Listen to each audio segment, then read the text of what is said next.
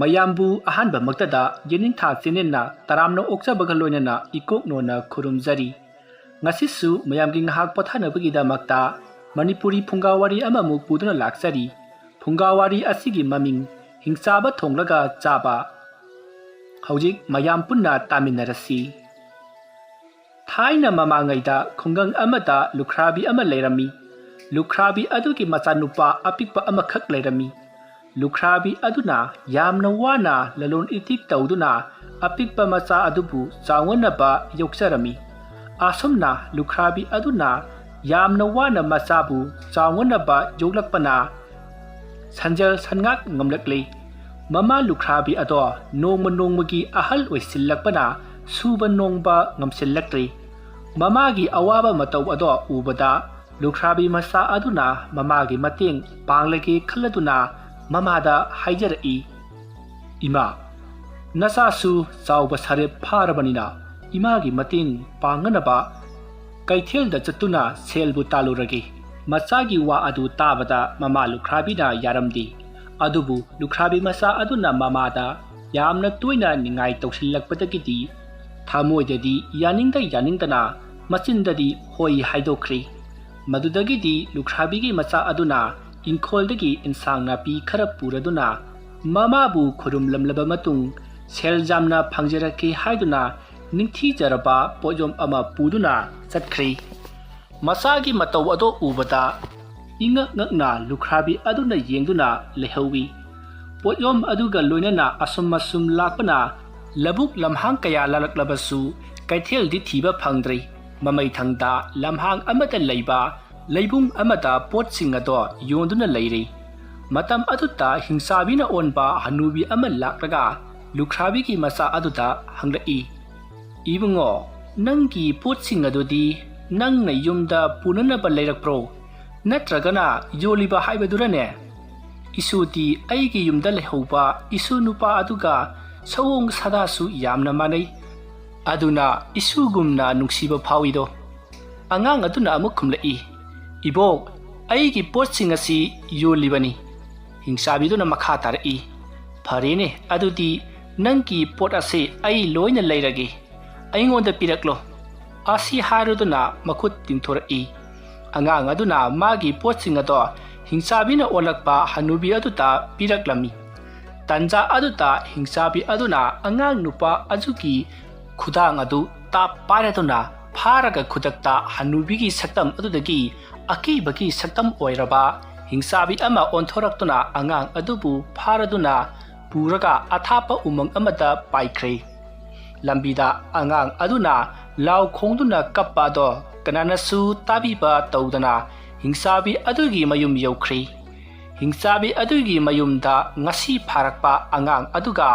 ꯆꯥꯎꯕ ꯌꯥꯝꯅ ꯃꯥꯟꯅꯕ, ꯃꯁꯛꯁꯨ ꯆꯞ ꯃꯥꯟꯅꯕ ꯃꯁꯨꯅꯨꯄꯥ ꯑꯃꯁꯨ ꯂꯩꯔꯝꯃꯤ꯫ ꯃꯔꯝ ꯑꯗꯨꯅ ꯍꯤꯡꯆꯥꯕꯤꯅ ꯑꯉꯥꯡ ꯉꯁꯤꯒꯤꯗꯤ ꯆꯥꯔꯔꯣꯏ, ꯍꯌꯦꯡ ꯀꯣꯟꯅ ꯆꯔꯥ ꯂꯩꯔꯛꯇ꯭ꯔꯕ ꯃꯇꯝꯗ ꯑꯣꯏꯅ ꯆꯥꯔꯒꯦ, ꯏꯁꯨꯒꯤ ꯃꯇꯥꯎ ꯑꯣꯏꯍꯠꯂꯒꯦ ꯈꯟꯗꯨꯅ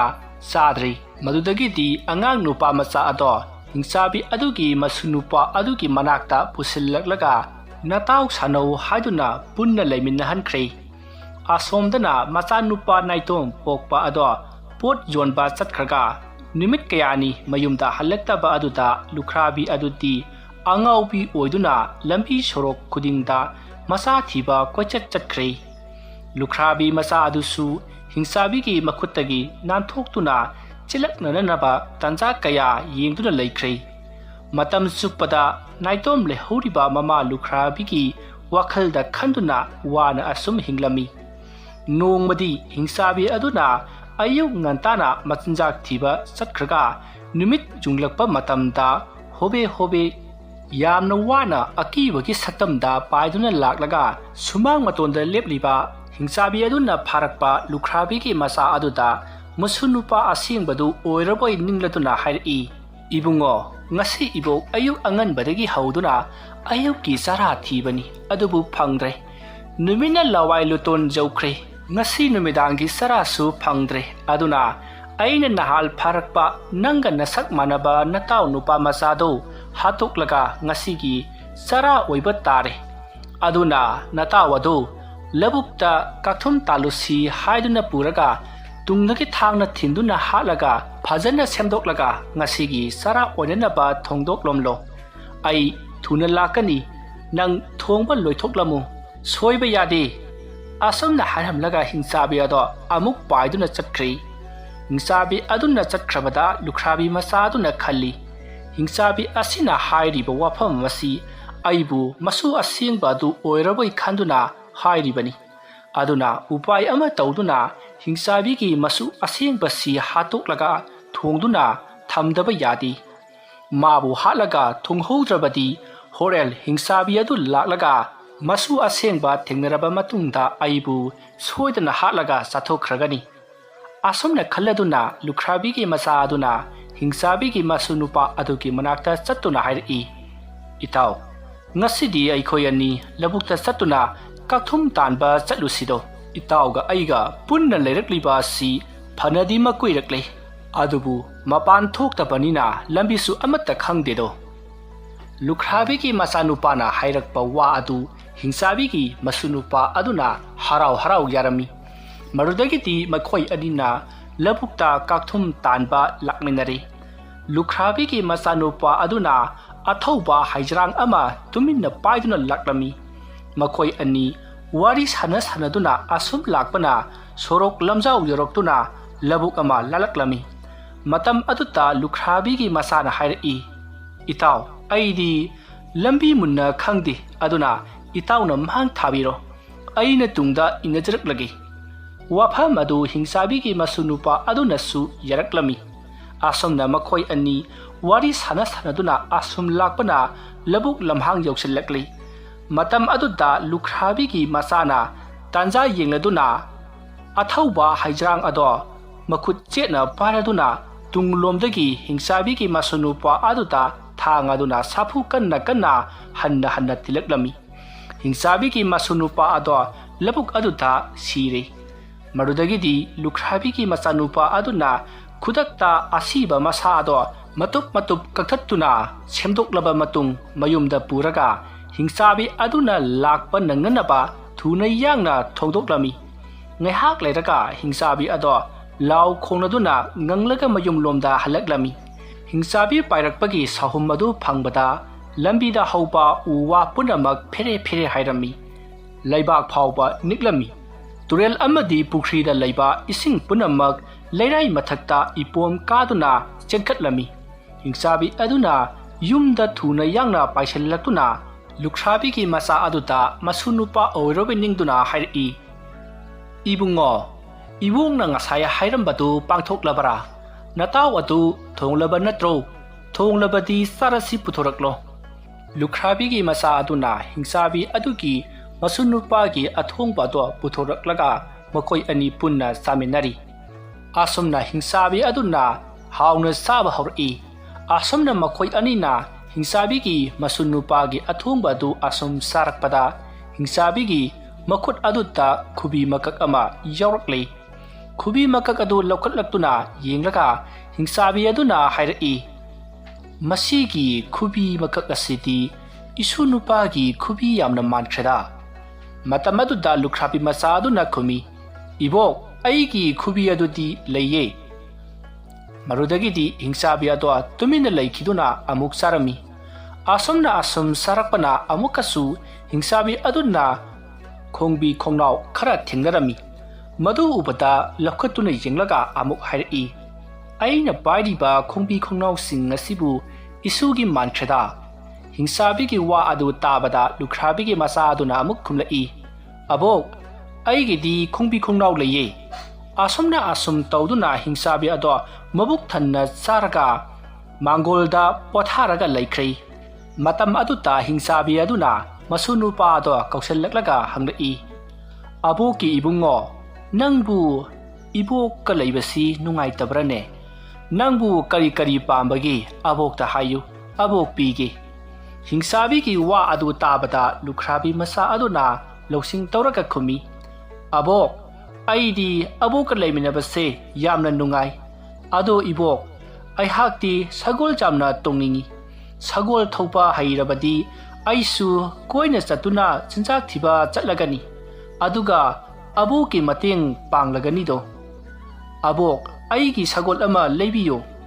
masunupa adugi wa tabada hingsabina nungsina hari isugi wa tabada nungaire isuna tunglinglabadi abokna soidana phajaba sagol ama hayengmak pubirakani adubu nangdi angang oiri aduna lam chathokpadi yakhiroi ko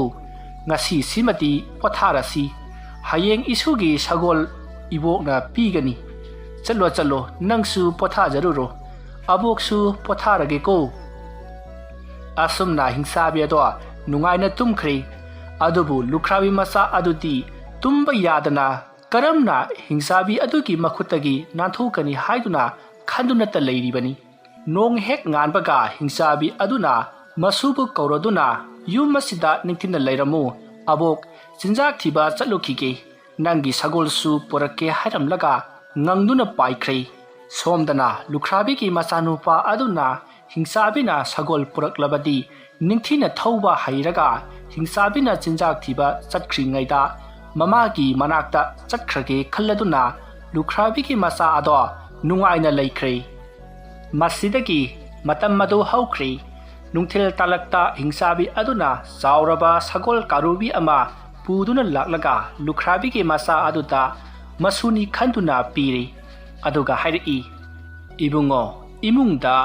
napa khoi napu khoina sizindaramba sagol sabal asauba ma leiribani sabal du ibok puthorake ko adu haplaga isuna sagol mathakta ningthijana phamlaga sagol thobado abokna tambigadoribani asumna hingsabi aduna sagol sabal ado imungdagi puthoraklaga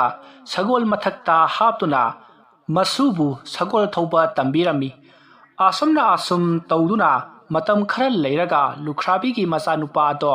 ningthina sagol thoba hairami nongmadi lukhrabi ki masanupa aduna hingsabida hairi abok lebak asigi kaithel achaupa adu kadai waida leibage abona amukta takpiyu nasudi kaithel da yamna chatningi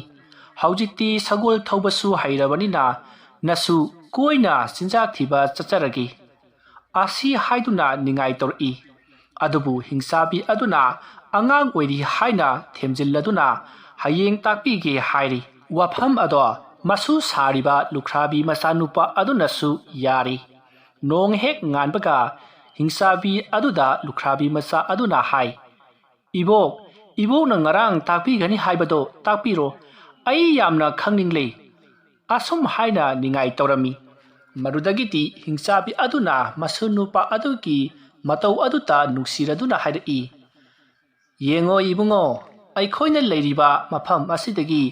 mangda uriba jingjao wase lalaga labuk lamhang ama thengnagani labuk aduta asum satlaga leibung masa ama leiribani leibung adudagini aina natau ama phadona purakkibato adusu leibung ado yaurabadi khajiktang chatlaga kaithel achauba ama leirabani